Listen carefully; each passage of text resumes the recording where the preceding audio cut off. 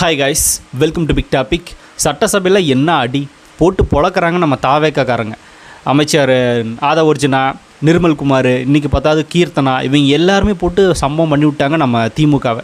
பார்க்குறதுக்கு நம்மளுக்கு பரிதாபமாக இருந்துச்சு. அதே டைமில் பார்த்தோம்னா சில இடங்களில் எரிச்சலாகவும் இருந்துச்சு. ஏன்னா சட்டசபைக்கு உண்டான மாண்பே கெடுத்துட்டு இருக்கிறது யார் அப்படின்னா திமுக உடன்பிறப்புகள் தான் அப்படிங்கிறது எல்லாருக்குமே தெரியும். அதாவது திமுக எம்எல்ஏக்கள் எல்லாருமே அந்த சட்டசபைன்றதே மறந்து தங்களோட கட்சி ஆஃபீஸ் நினச்சிட்டாங்களா, இல்லை ஏதோ ஒரு மீட்டிங் நினச்சிட்டாங்களான்னு தெரில, இல்லை அப்படின்னா பக்கத்து வீட்டுக்கு சண்டை நடக்குதுன்னு சொல்லி இறங்கி போகிறாங்களான்னு தெரில.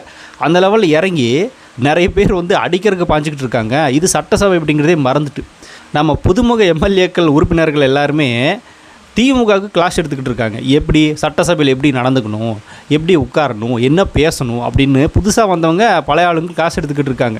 அந்தளவுக்கு தரம் தாழ்ந்து போயிருக்கு திமுக. இன்றைக்கி பார்த்துருப்பீங்க சட்டசபையில் இந்த பூண்டி கலைவாணர், வசந்தம் கார்த்திகேயன் பேரை பாருங்களேன் எப்படிலாம் வச்சுருக்காங்கன்னு. இவங்க எல்லாம் பேர் தான் சாஃப்டாக இருக்குது, ஆனால் மற்றபடி இவங்க பூராமே ரவுடி கும்பலை சேர்ந்தவங்களாக இருப்பாங்க போல். அங்கேருந்து அடிக்கிறதுக்கு பாயிறது எங்கே மேலேருந்து இறங்கி வர்றாங்க கீழே. இப்போது கருத்து ஒன்று பேசிட்டோம் அப்படின்னா அந்த கருத்துக்கு எதிர்கருத்து வைங்க, பதில் சொல்லுங்கள். இல்லை அப்படின்னா தாவேக்கா மாதிரி நீங்களும் கலாய்ச்சுட்டு போங்க. தாவேக்காரங்க பயங்கரமாக வச்சு கலாய்க்கிறாங்க. பதிலடி கொடுக்குறதோட சேர்த்து நம்ம ஆதவர்ஜுனால சில இடங்களில் பங்கமாக கலாய்ச்சுட்டு போயிடுறாரு.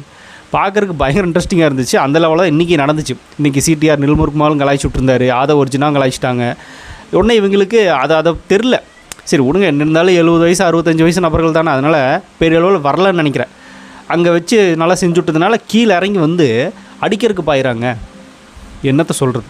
உடனே நம்ம ராஜ்மோகன் எந்திரிச்சு இந்த உருட்டல் மிரட்டலுக்கெல்லாம் நாங்கள் பயப்பட மாட்டோம், உட்காருங்க, உட்காந்து பேசுவோம் அப்படின்னு சொல்லி அவரும் கிளாஸ் எடுத்துக்கிட்டு இருந்தார். மறுபடியும் அது புதுசாக போனவங்க எல்லாருமே பழைய ஆட்களுக்கு கிளாஸ் எடுத்துக்கிட்டு இருக்காங்க அப்படிங்கிறதே லைவில் பார்த்துட்டு இருக்கிற மக்கள் காரி துப்பியிருப்பாங்க. புதுசாக போனவங்க கூட மாண்பாக நடந்துக்கிறாங்க, அங்கே எப்படி பேசணும், என்ன நடந்துக்கணும், அவங்களுக்கு அறிவுரை கொடுத்துட்ருக்காங்க.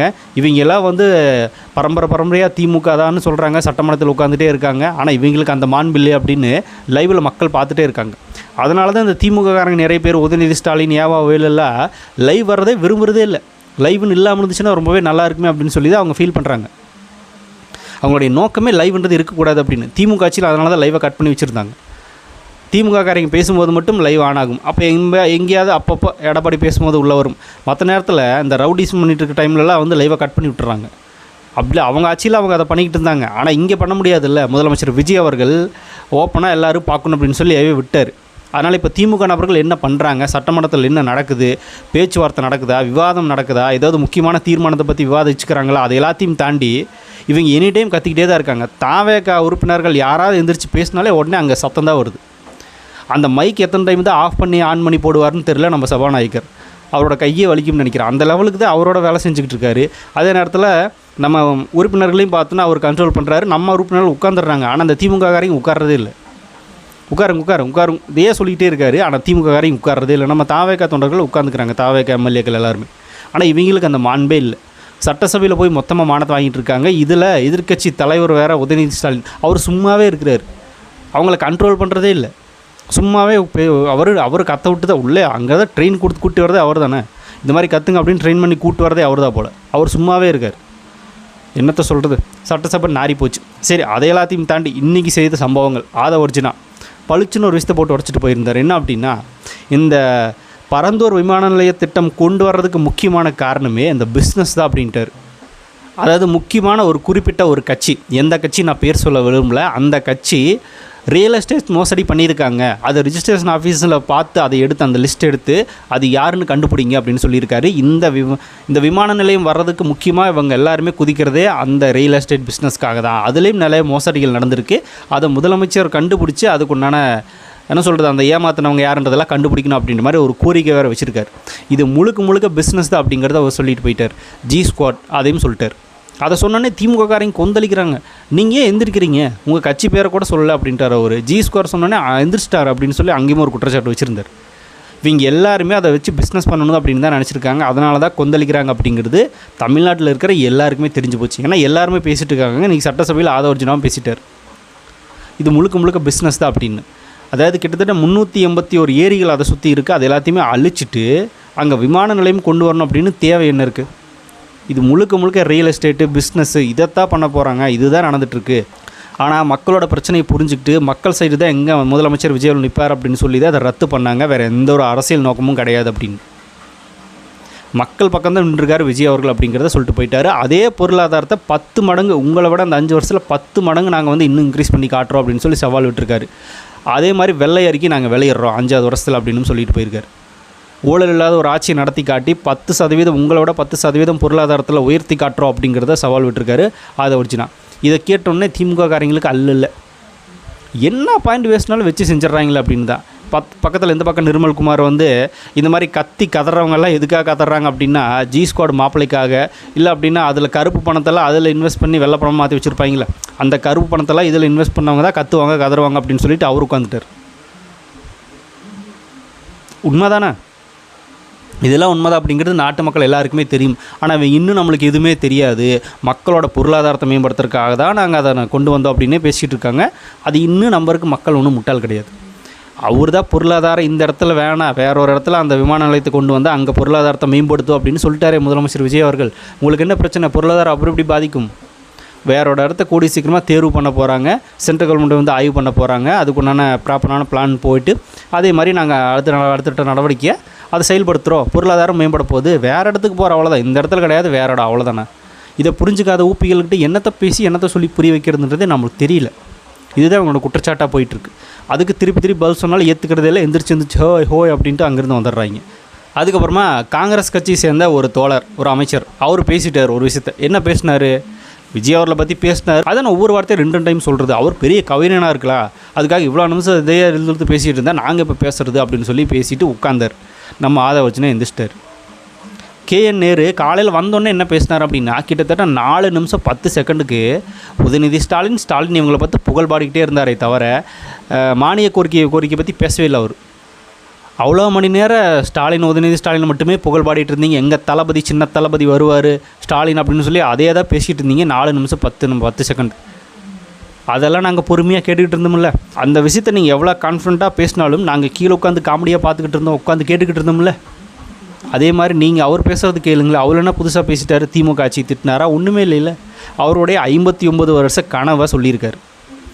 காங்கிரஸ் கட்சியில் ஒரு அமைச்சர்ன்றது வந்து 59 வருடங்கள் ஆயிடுச்சு. அதுக்கப்புறமா முதலமைச்சர் விஜய் அவர்கள் தான் கொடுத்துருக்காரு. அதை வந்து அவர் பேசிகிட்ருக்காரு. நீங்கள் பண்ணாததை எங்கள் முதலமைச்சர் பண்ணியிருக்காருன்னு பேசுகிறாரு. அதை கேட்குறக்கு உங்களுக்கு என்ன பிரச்சனை? உங்களை ஏதாவது அவர் திட்டினாரா? நீங்கள் கொடுக்கல, அவர் கொடுத்தாரு, அவர் பேசுகிறாரு, அது அவருடைய உரிமை. அதுக்கு நீங்கள் டென்ஷன் ஆகிறீங்க? நீங்கள் புகழ் பாடுறதை நாங்கள் கேட்கணும். ஆனால் அவர் வந்து அவருக்கு 59 வருஷமாக இருந்துட்டு இருக்கிறத ஒரு மிக முக்கியமான விஷயத்தை அவரோட பிரச்சனையை அவர் பேசுகிறாரு. அதை நீங்கள் கேட்க மாட்டீங்களா அப்படின்னு அப்படியே ஆஃப் பண்ணி உட்கார வச்சுருந்தார். என்ன பால் போட்டாலும் கோல் போட்டுறாங்களே அப்படின்னு சொல்லி பயங்கரமான டென்ஷனில் இருக்காங்க திமுக காரிங்க. பார்க்குறக்கு நம்மளுக்கு பயங்கர சிரிப்பாக வருது பார்க்கும்போது. ஒரு சில இடங்களில் எரிச்சல் ஆகுது எந்திரிச்சு வரும்போதும். ஆனால் சில இடங்களில் காமெடியாக இருக்குது வச்சு செய்யும்போது. இந்த மாதிரி சட்டசபை பயங்கர கலகலப்பாக போயிட்டு இருந்துச்சு இன்றைக்கி. செம்ம இன்ட்ரெஸ்டிங்காக இருந்துச்சு. சரி, ஓகே, இதெல்லாம் நீங்கள் பார்த்துருப்பீங்க, நான் ஒன்றும் புதுசாக சொல்ல தேவையில்லை. இந்த பரந்தூர் பிரச்சனையை பற்றி இன்னும் பேசிக்கிட்டே இருக்காங்க. பதிலடி வந்துக்கிட்டே இருக்குது தாவேக்காலிருந்து. நீ என்ன வேணால் உருண்டு பெண்டாலும் சரி, ரத்து தான், அதில் மாற்றம் இல்லை. நீ பணத்தை போட்டு இழந்ததெல்லாம் போச்சுன்றதுக்காகலாம் நாங்கள் வந்து அந்த பரந்தூர் விமான நிலையத்தை அமைக்க முடியாது. மக்கள் தான் முக்கியம், மக்களோட பிரச்சனை தான் முக்கியம். மாற்று இடத்தை நாங்கள் தேர்வு செஞ்சு அங்கே பொருளாதாரத்தை மேம்படுத்திக்கிறோம். நீங்கள் எதிர்க்கட்சியை கம்மன் உட்காருங்க அப்படின்னு சொல்லி ஆளுங்கட்சி தாவேக்கா ஆப்பிடிச்சு உட்கார வச்சுருக்கு. சரி, இப்போ சட்டமன்றத்தில் தாவேக்கா தான் திமுக வச்சு செய்து இந்த பரந்தூர் விமான நிலையத்துக்காக அப்படின்னு பார்த்தா இந்த பக்கம் அப்படியே வெளியே நம்ம விவசாயிகள், பரந்தூர் மக்கள் விவசாயிகள் அங்கே வந்து தலைமைச் செயலகத்துக்கு வந்து முதலமைச்சர் விஜய் அவர்களை பாராட்டிட்டு இந்த திட்டத்தை ரத்து பண்ணதுக்காக நன்றி சொல்லிட்டு போயிருக்காங்க. போய் வெளியே பேட்டி கொடுக்குறாங்க. அவங்களும் அந்த பேட்டியில் திமுக வச்சு கிளின்னு கிழிச்சிட்டாங்க. அதாவது என்ன சொல்லிட்டாங்க அப்படின்னா, ஒரு மிகப்பெரிய மாஃபியா கும்பல் வந்து இங்கே இன்வெஸ்ட் பண்ணுச்சு, உங்களோட முதலீடெல்லாம் அதில் போட்டு பெரிய அளவில் லாபம் எடுக்கணும் அப்படின்னு நினச்சாங்க. பெரிய அளவில் பார்த்தோன்னா அங்கே ரியல் எஸ்டேட் பிஸ்னஸ் தான் பண்ணாங்க. எல்லாம் மாற்றி போட்டு பயங்கரமாக பிஸ்னஸ் பண்ணிடலாம் அப்படின்னு பிளான் பண்ணி தான் இது எல்லாத்தையும் பண்ணாங்க. பல பேர் பண்ணிட்டாங்க, அதில் முதலீடே போட்டுட்டாங்க. அதில் 2 மடங்கு 3 மடங்கு வரும் அப்படின்னு சொல்லி நம்பிட்டு இருந்தாங்க. அதனால தான் விஜய் அவர்கள் இதை ரத்து பண்ணதுக்காக இப்போ குதின்னு குதிக்கிறாங்க, சட்டமன்றத்தில் தவிக்கிறாங்க அப்படின்னு சொல்லிட்டார். முதலமைச்சர் விஜய் அவர்கள் ரத்து பண்ண இந்த விஷயத்தை திமுக உட்பட எல்லா கட்சிகளுமே வரவேற்கிறாங்க, பாராட்டுறாங்க. ஆனால் திமுக மட்டும் குதிக்குதுன்னா அதுக்கு இதுதான் காரணம். அவங்க முதலீடு போட்டிருக்காங்க, அந்த பணத்தை அவங்களால எடுக்க முடியல அப்படின்ற ஒரே காரணம் தான் அப்படின்னு பேசிட்டு இதை விஜய் அவர்கள் பார்த்துப்பார். தமிழ்நாட்டோட வளர்ச்சி போயிடுச்சு அப்படின்னால இவங்க கவலைப்படல, இவங்களோட வளர்ச்சின்றது தடுத்து நிறுத்திட்டாரு விஜய் அப்படின்னு தான் கவலைப்பட்டுக்கிட்டு இருக்காங்க. அதனால் தமிழ்நாட்டோட வளர்ச்சி அவர் பார்த்துப்பார், மக்கள் அவர் பார்த்துப்பார், எங்களை அவர் பார்த்துப்பார் அப்படின்னு சொல்லி நம்பிக்கையோடு அவங்க பேசிட்டு போயிருக்காங்க. திமுக வச்சு பொழந்துட்டு போயிருக்காங்க. சட்டசபையிலும் பொழக்கிறாங்க, விவசாயிகளும் பொழக்கிறாங்க, தாவேக விச்சுலாரிஸும் பிறக்கிறாங்க. எல்லா கட்சியும் போட்டு பொழந்துட்டு இருக்குது திமுக. ஆனால் இன்னும் திமுக மிதப்பிலே இருக்காங்க. அந்த திட்டத்தை எப்படியாவது கொண்டு வந்துருங்க. ஏன் நாங்கள் தான் பல கோடி இன்வெஸ்ட் பண்ணியிருக்கோம்ல, எங்களுக்கு என்ன பண்ணுறது? ஆளும் கட்சியாக இருந்தப்பவே விடலை, போராட்டம் நடத்தி அது இது பண்ணி, நீ ஆளும் கட்சியெல்லாம் போயாச்சு, நீங்கள் எதிர்கட்சி ஆயாச்சு, இன்னி விட்டுருவோமா? மொத்தத்தை ரத்து பண்ணி விஜயவால் தூக்கி போட்டு வேறு இடத்துல பிளான் பண்ண போகிறாரு. நீங்கள் என்னதான் உருண்டு புரண்டு அழுந்தாலும் ஆர்ப்பாட்டம் போராட்டமே பண்ணாலும் மக்கள் யாரும் கூட வரப்போகிறது கிடையாது. திமுககாரங்க மட்டும் போராட்டம் பண்ணிகிட்டு இருப்பாங்க. இதில் என்ன அப்படின்னா, நீங்கள் நினச்சி பாருங்களேன், அந்த இடத்துல வரக்கூடாது அப்படின்னு போராடினது அங்கே இருக்கிற மக்கள், விவசாயிகள் போராடினாங்க. இப்போ அதே இடத்துல வேணும் அப்படின்னு சொல்லி திமுகவை போராடுதுன்னு வச்சுங்களேன், அங்கே இருக்கிற மக்கள் யாராவது வருவாங்களான்னா யாருமே வரமாட்டாங்க. மக்கள் இதை இவங்க எதிர்த்து வழக்கு தொடர்ந்தால் கூட மக்கள் யாருமே வரல, பெரிய அளவில் குரல் கொடுக்கவே இல்லை, அந்த ஊர் சார்ந்த நபர்களே வரல, அவங்க அதைத்தான் விரும்புகிறாங்க. நீங்கள் ஒரு அரசியல் லாபத்துக்காக வந்து கேஸ் போட்டிங்கன்னா அதெல்லாம் உங்களோட லாபத்துக்காக தான் நினைக்கிறேன், அதனால் நீங்கள் இந்த கேஸெல்லாம் இங்கே தூக்கிட்டு வராதிங்க அப்படின்னு சொல்லி தள்ளுபடி பண்ணி விட்டுரு நீதிமன்றமே. மக்கள் யாராவது அவங்க பின்னாடி போனால் தானே நீ இவங்க போய் போராடல, அங்கே வந்தே ஆகணும் அப்படின்னு. ஆனால் அங்கே இருக்கிற மக்கள் யார் வருவாங்க? யாரும் வரமாட்டாங்க. திமுக உடன்பிறப்புகளை அந்த ஜென்சி கிட்ட கூட்டு போய் உட்கார வச்சு சில காமெடி பண்ணுவாங்க, அது நம்மளுக்கு ட்ரோல் கண்டென்ட்டாக மாறும், அதை நம்ம எடுத்து வச்சு செய்வோம். அப்புறம் அதுக்காக சில வேலைகளை பண்ணுவாங்களே தவிர உருப்படியே எதுவுமே பண்ண போகிறது கிடையாது. அப்படியே பண்ணாலும் எந்த நீதிமன்றமும் அதை அனுமதிக்க போகிறதும் கிடையாது. இது ரத்து தான், அதில் மாற்றம் இல்லை. இந்த இடத்துல மக்கள் பக்கம் தான் எல்லோரும் நின்னாகணும், மக்கள் பக்கம் தான் எல்லோரும் நிற்கிறாங்க. திமுக மட்டும் நிற்காது, அவங்களுடைய முதலீட்டாளர்கள் பக்கம், முதலீடு பண்ணுவாங்கள அந்த பக்கம் போய் நின்று பணம் போச்சு அப்படின்னு கதறிக்கிட்டு இருக்காங்க. அதுதான் அவங்களுடைய உள்நோக்கமே தவிர மற்றபடி பொருளாதாரம் வரணும், தமிழ்நாட்டு வேலை வாய்ப்புன்றது இளைஞர்கள் கிடைக்கும், அதைத்தான் விஜய் சொல்லிட்டார். வேறு இடத்துல வச்சு போகிற பொருளாதாரம் மேம்பட போது, அங்கே வேலை கிடைக்க போகுது, அவ்வளோதான், கிளம்பு, இங்கேயே தான் வேணும். அதையாண்ணா என்னத்த சொல்கிறதுன்னு தெரியல. இதுக்கு மேலே இவங்களுக்கு சொல்லி புரிய வைக்கிறது. இவங்களும் வச்சு செய்கிறாங்க, சட்டசபையில் வச்சு கிழிக்கிறாங்க, நம்மளும் போட்டு பழக்கிறோம். திமுக ஒரு மிகப்பெரிய அவப்பெயருக்குள்ளாயிட்டிருக்கு. சட்டசபையில் உதயநிதி ஸ்டாலின் எழுந்திரிச்சு பேசும்போதே ஆஃப் பண்ணி மொத்தமாக உட்கார வச்சுட்டாங்க. அவரை பேசவே விடல நம்ம தாவேக்கா. உதயநிதி ஸ்டாலின் அவர்கள் வந்து வெளியே போய் தான் பயங்கரமாக கம்பீரமாக பேசுகிறாரு, கல்யாண வீடுகளில் ஏதோ ஒரு இடங்களில். இதில் வேறு ஒரு இடத்துல போய் சொல்லிட்டு இருந்தார், அமைச்சர்களுக்கெல்லாம் பட்ட பேர் வச்சு அதாவது தெரியுது அப்படின்னு. அதை அவருக்கே மீமா போட்டு ரிட்டர்ன் பார்த்தோன்னா போட்டுட்டு இருந்தார். அத்தனை பேர் அவருக்கு ஒர்க் அவுட் ஆகுது. அப்படியே அதையும் பார்த்துருந்தோம். ஒரு எதிர்க்கட்சி தலைவர் வெளியே வந்து எந்த அளவுக்கு கூட்டத்தை நம்ம ஓபிகள் எல்லோரும் கூட இருக்கும்போது பயங்கரமாக பேசுகிறாரு. ஆனால் சட்டசபைக்குள்ளே போனால் பம்முறாரு, பேச முடியல. ஏன்னா வச்சு செஞ்சு ஆஃப் பண்ணி உட்கார வச்சிடுறாங்க. ஆள் இல்லாத இடத்துல இவர் பேசுகிறாரு. ஆளுங்க இருந்தாங்கன்னு சொல்கிறத தாண்டி ஆள் இருந்தால் போதும். யார்? ஆதவர்ஜுனாவே போதும். ஆதவர்ஜுனா ஒரு நபரே போதும், அவரை வச்சு செஞ்சு உட்கார வச்சிடுறாரு. அவரை பேசவே விடுறதே கிடையாது. அங்கே சட்டசபையில் உதயநிதி வெர்சஸ் ஆதவர்ஜுனா அப்படின்னு தான் போகுது. வச்சு பொழக்கிறாரு மனுஷன்.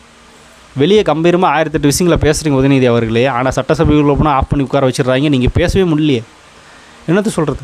வெளியே வந்து கலாய்க்கிறாராமா, அதுக்கு ஆதவர்ஜுனா வச்சு பொழந்துடுறாரு உள்ளே. என்னத்த சொல்கிறது? பயங்கர காமெடி குத்தாக போயிட்டுருக்கு. சட்டசபை லைவில் பார்த்தோம்னா திமுக அட்ராசிட்டியும் பார்த்தோம். இனிமேல் திமுகவுக்கு ஒரு மிகப்பெரிய இது என்ன சொல்கிறது, ஒரு பேக் ஃபயராக தான் அமைச்சிட்ருக்கு. மக்களும் பார்த்துக்கிட்டு தான் இருக்காங்க, நம்மளும் என்ஜாய் பண்ணுவோம் அதை பார்த்து. அவ்வளோதான். நீங்கள் எப்படி பார்க்குறீங்க இது அப்படிங்கிறத கமெண்ட்டில் ஷேர் பண்ணிட்டு போங்க. அப்படியே பிக் டாபிக்ஸ் சேனல் யாராவது சப்ஸ்கிரைப் பண்ண மறக்காமல் சப்ஸ்கிரைப் பண்ணி வச்சுக்கோங்க. நிறைய பிக் டாபிக்ஸ், பொலிட்டிக்கல் நியூஸ் அப்படி நிறைய நம்ம சேனலில் திறந்து வரப்போகுது.